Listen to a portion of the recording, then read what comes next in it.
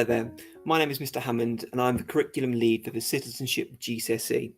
Thank you so much for taking the time out of your busy day to discuss this potential option for your child.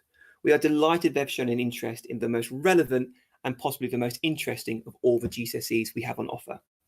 So why study citizenship? Well, first of all, we'd love to teach your child next year and welcome them into Key Stage 4. This will provide a completely different experience for your child, where they'll be treated much more as an adult, but most importantly, they'll be provided with the skills they will need to flourish for the rest of their lives.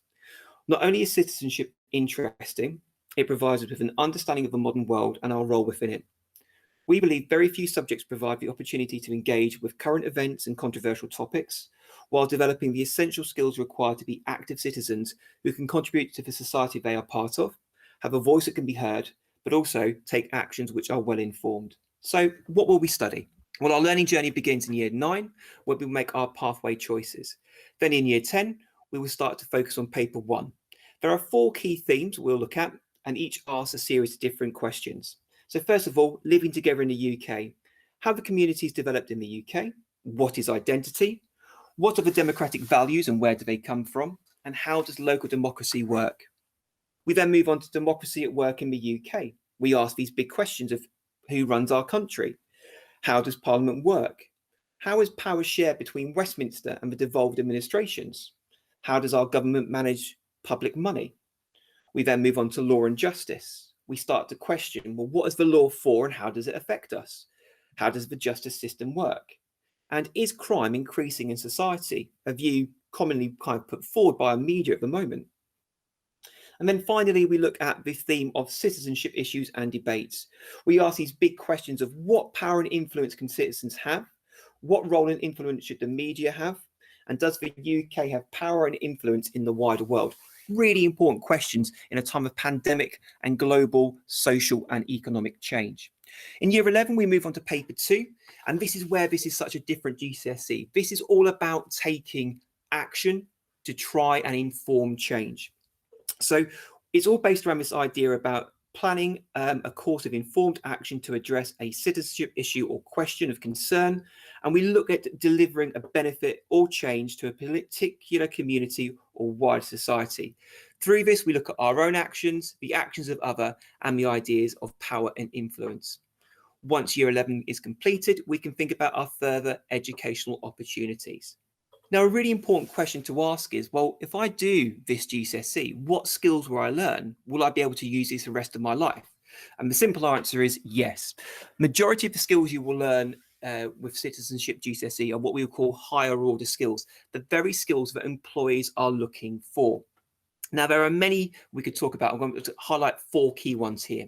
The first then is you'll be able to form your own hypotheses, create sustained and reasoned arguments, and reach substantiated conclusions where appropriate. Again, a higher order skill. Secondly, you'll be able to present your own views and other viewpoints, but also represent the views of others. This is a skill which is so important in the modern 21st century. We often only hear one side of a debate or one side of an argument. We are trying to create young people who have the ability to look at several different views and then create their own opinion. Third, plan practical citizenship action aimed at delivering a benefit or change for others in society. So often we talk about the idea of, I don't like this, I don't like that. With this GCSE, we can identify an issue that we are concerned about, but then also take action about it as well. And then finally, we can critically evaluate the effectiveness of our actions as well. Again, really important skill. How often do we do something and never return, never think about it again? Citizenship will provide your child with the ability to think critically, evaluate, and also as well, be proactive. So another really important question to ask is, well, if we do choose this GCSE, what career opportunities are there? Well, obviously there is sixth form. So at St Cuthbert Main, we can continue to support your learning programme and help you progress into a career or onto your chosen university. From there, you might decide to think about the legal profession. Why the legal profession? Well, it's based on those core skills of investigation, the analysis of evidence, and develop judgments. Obviously, we might consider politics and local government. So this GCSE can provide the foundation for a successful career in this challenging and often very competitive field as well. And finally, business. So planning, campaigning, evaluation, leadership, and teamwork. These are all skills vital for success in the business world. Now, these are just a selection. There are, of course, hundreds of careers we could go into as well, but these perhaps are the three which are most commonly followed. So what are our next steps? Well, February is a very important month. Today, the 4th, we are taking part in our virtual information event. Then from the 8th, there will be live taster sessions where your child can actually take part in a GCSE style lesson.